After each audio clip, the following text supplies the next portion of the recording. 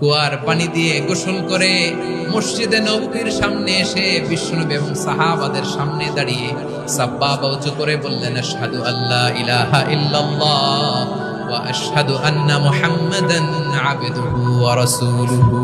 আমি সাক্ষ্য দিচ্ছি আল্লাহ ছাড়া কোনো ইলাহ নাই, আর মুহাম্মদ আল্লাহ তাআলার প্রেরিত বান্দা এবং রাসূল। প্রিয় ভাইয়েরা, ইহসান দিয়ে যা জয় করা যায়, কঠোরতা দিয়ে সেটা কঠিনকালেও জয় করা যায় না। আওয়াজ করে বলেন ঠিক কি না? এবার সুমামা দাঁড়িয়ে বলে, ওগো নবী, আমি তো কালিমা পড়ে মুসলমান হয়ে গেলাম, এবার শোনেন, এই মুহূর্তের আগে আপনার চেহারার চাইতে নিকৃষ্ট কোনো চেহারা আমার কাছে ছিল না, কিন্তু শাহাদা পাঠ করার পরে আপনার চেহারার চাইতে উত্তম শ্রেষ্ঠ কোনো চেহারা আমার কাছে আর নাই।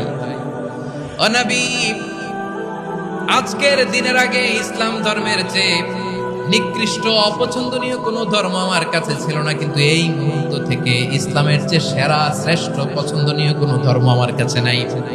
নবী গো, আজকের দিনের আগে মদিনার চাইতে অপছন্দনীয় নিকৃষ্ট কোনো শহর আমার কাছে ছিল না, কিন্তু এই মুহূর্তের পর থেকে মদিনার চাইতে কোনো শ্রেষ্ঠ শহর আমার জানা নাই।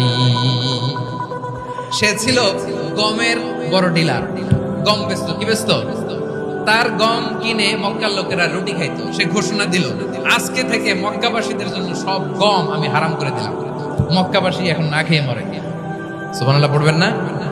মক্কাবাসী বিশ্বনবীর কাছে আসলেন, এসে বললেন, মুহাম্মদ, আমরা তো তোমার ভাই, তোমার চাচা, তোমার ভাতিজা, তোমার আত্মীয়, তুমি সুমামারে বলো সে যেন আবার গমের সাপ্লাই মক্কার জন্য অনুমতি দিয়ে দেয়। বিশ্বনবীর অনুমতি ক্রমে সুমামা আবার মক্কাতে গম পাঠাতে শুরু করলো। পড়েন সুবহানাল্লাহ।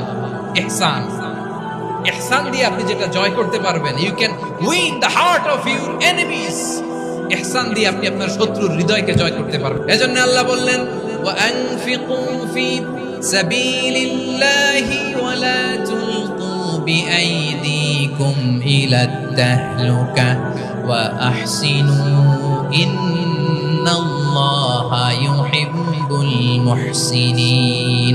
তোমরা আল্লাহর রাস্তায় দান করবে আর নিজেরা নিজেদেরকে ধ্বংসের হাতে ঠেলে দিও না। তোমরা একে অপরের প্রতি ইহসান করবে, কারণ ইহসানকারীদেরকে আল্লাহ বড় ভালোবাসে।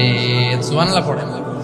আবার সূরা রহমানে আল্লাহ বললেন, হাল জাযাউল ইহসানি ইল্লাল ইহসান ফাবিআইয়ি আলা, সবাই পড়েন, ফাবিআইয়ি আলাই রাব্বিকুমা তুকাযযিবান। ইহসানের প্রতিদান হিসেবে ইহসানি হয়। বিশ্বনবী সুমামার প্রতি যেমন